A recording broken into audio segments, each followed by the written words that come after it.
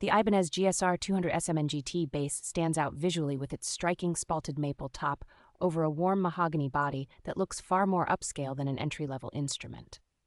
Its slim GSR 4 maple neck and comfortable body contour make long rehearsals and gigs easier on the hands and shoulders, especially for newer players. The combination of passive split coil and single coil Dynamix pickups delivers a surprisingly versatile range of tones, from rounded vintage thump to brighter modern bite.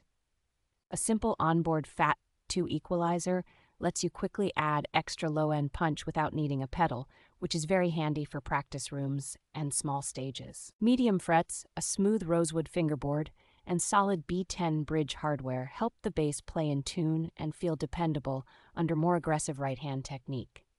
Overall, this instrument offers the build consistency and quality control Ibanez is known for, making it a very reassuring choice for beginners and budget-conscious gigging players. So,